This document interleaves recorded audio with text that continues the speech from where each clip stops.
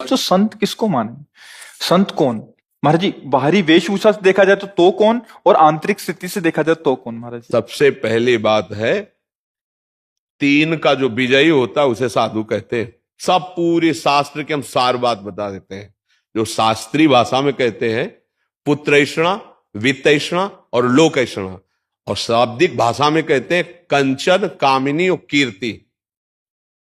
जो काम पर विजय प्राप्त किए हैं और जो धन पर विजय प्राप्त किए हैं, धन पर विजय प्राप्त मतलब धन की आशा का त्याग किए हुए हैं, और जो मान कीर्ति की वृत्ति का त्याग किए हुए, उसे ही महात्मा कहते हैं, उसे ही महापुरुष कहते हैं। जो मदन, मद, मोह, मत्सर, इन पर विजय प्राप्त की। महाराज जी ये तो आंतरिक स्थिति हो गई।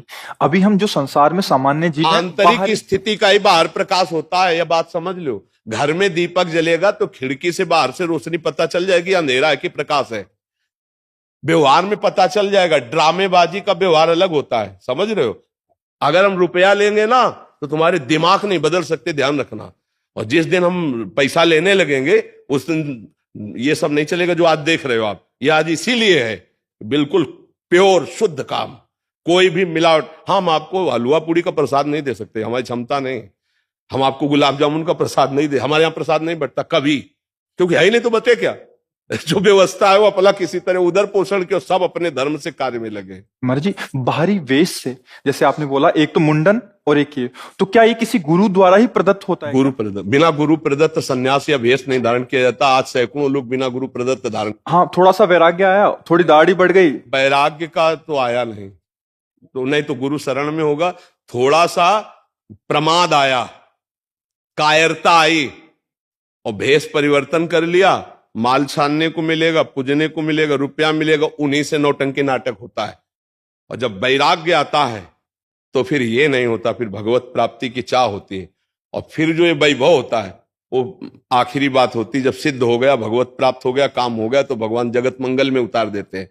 ये प्रारंभ नहीं है, ये अंतिम होता है। आज प्रारंभ में क्या प्रचार करोगे जब तुम काम पर विजय नहीं प्राप्त की, क्रोध पर विजय प्राप्त नहीं की? प्रचार क्या करोगे? यही इसी का प्रचार होगा। रुपया होगा, प्रणाम होगा, नमस्कार होगा, भोग सामग्री, इसीलिए सबके दिमाग में भर गया। तो क्या होता है कि आजकल अर्थ की इतनी मांग हो रही, हर जगह अर्थ ही अर्थ है। सत्संग है तो अर्थ है, भागवत है तो अर्थ है, कोई प्रोग्राम है तो अर्थ है, मतलब जहां देखो अर्थ है। और अर्थ से भोग सामग्री, भोग सामग्री का भोक्ता वो कभी ज्ञानी नहीं हो सकता, वो कभी भगवान का प्रेमी नहीं हो सकता, वो कभी सच्चाई से नहीं चल सकता जहां अर्थ की प्रधानता है। और अर्थ की प्रधानता, इसीलिए लोगों के दिमाग में बात बैठ गई है कि ये सब धंधा है, क्योंकि इसको धंधा बनाया जा रहा है।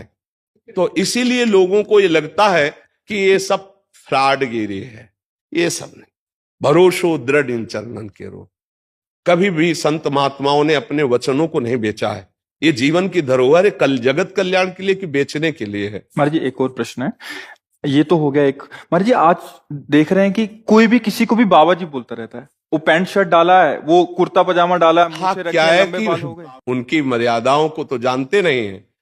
संत किसी के आगे भी लगा है, हमारे यहां दिखाई देता है, कभी पैंट शर्ट में होते हो, कभी पूरे संत भगवा ऐसे धारण किए होते।